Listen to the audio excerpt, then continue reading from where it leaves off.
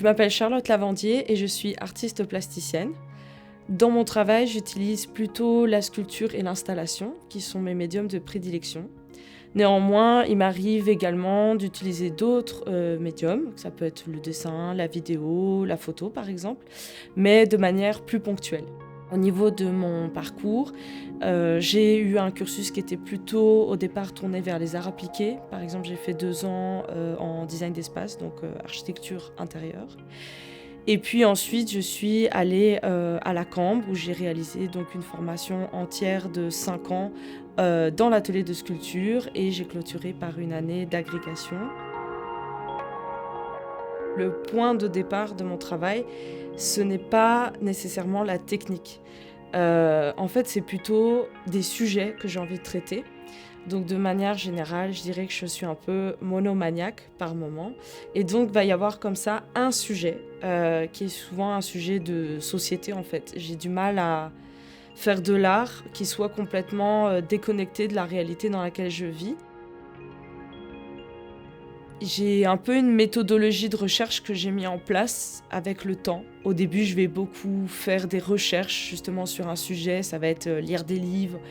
Je vais vraiment me nourrir en fait. Nourrir sur le plan théorique et aussi en termes d'images. Je vais faire une espèce de grande mind map comme ça dans ma tête. Et d'ailleurs, dans mon atelier, j'aime bien utiliser par exemple un grand mur où vraiment, plus le mur est grand, je sais, où je vais vraiment accrocher toutes ces images. Tous ces textes, j'ai aucun problème à venir gribouiller dans les livres, à venir les clouer au mur pour le mettre en relation avec les autres choses. Donc vraiment, je viens décortiquer tout ce que je trouve sur le sujet. Je laisse les idées venir, je laisse ces recherches se faire. Et puis, il y a un moment où je vais avoir besoin de un petit peu faire le point. Et là, ça va vraiment être un dessin, une idée. Et en général, je peux en avoir une trentaine. Et là, j'éprouve le besoin de les partager avec un petit cercle de personnes, de dire, tiens, lesquelles sont les plus porteuses. C'est vraiment un moment où je prends du recul. Et à ce moment-là, je vais venir sélectionner quelques idées. Et à partir de ces idées, je vais repartir en recherche. Et donc, en général, je peux trouver peut-être... je multiplie le nombre d'idées par 2, en fait. J'essaye vraiment de redéployer quelques pistes et là, de repartir. Et quand j'arrive vers le processus de recherche, en général, j'ai besoin de passer du dessin à plutôt le photomontage. Et du photomontage à la modélisation 3D. Enfin, notamment quand je fais des sculptures, c'est une étape qui est très importante de modéliser, de se rendre compte des dimensions des choses et puis même par rapport à la construction des pièces, d'avoir des dimensions exactes, de pouvoir démarcher, etc. Quand je faisais mes études d'architecture, j'avais lu un livre qui s'appelait Le regard des sens de Rouhani Pallasmaa. C'est un livre qui m'a beaucoup inspirée sur le fait qu'on était beaucoup dans une société du visuel et que les autres sens avaient vraiment leur importance, qu'ils sont omniprésents et que parfois on n'y prête pas suffisamment attention. Et donc c'est vrai que dans mon travail, je vais essayer de faire attention au toucher, mais pas que. Par exemple, dans la sculpture que j'ai réalisée, donc Monument des paroles étouffées, où il y a les matelas, quand on passe au milieu des matelas, le son il est étouffé. Et le fait que le son soit étouffé, ça fait... Ce silence, il fait partie du sens de la pièce. Et donc, je trouve que c'est intéressant quand à un moment donné, on s'intéresse aux sensations, en fait, que ça vienne troubler.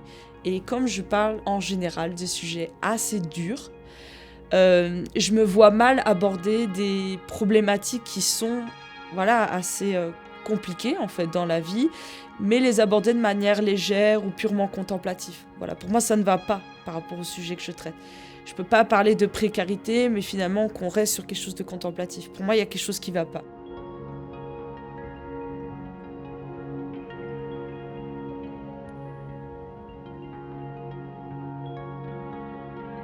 En ce moment, je travaille sur la thématique de l'institution scolaire.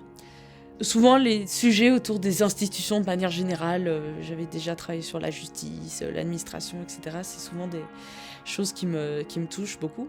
Et là, en fait, depuis septembre 2022, je suis enseignante dans une école secondaire. Et c'est vrai que j'ai été frappée de la richesse, en fait, de ce sujet-là et le fait que c'est très universel, tout le monde est passé par là. Et donc en ce moment, je suis vraiment en train de réfléchir à différentes pièces. J'en ai déjà réalisé une en fait, qui parlait notamment du vestiaire, qui est un espace très particulier dans l'institution scolaire. C'est un espace qui échappe à la surveillance des adultes, qui est souvent un lieu privilégié pour la violence notamment, mais aussi c'est un âge particulier, par exemple l'adolescence, qu'est-ce que c'est que, que la puberté, de devoir se déshabiller comme ça, les enjeux de comparaison des corps, etc. Donc je trouve que c'était un lieu assez... un lieu de tension comme ça, dans la vie de l'école. Et donc voilà, je suis en train de réfléchir à plein d'autres pièces, pas du tout que liées au vestiaire de sport, mais voilà, il y a d'autres idées qui me viennent en tête. Ça peut aller des stylos mâchouillés par exemple, tout ce qui est la question du stress, de l'ennui, enfin voilà. En ce moment, je travaille là-dessus.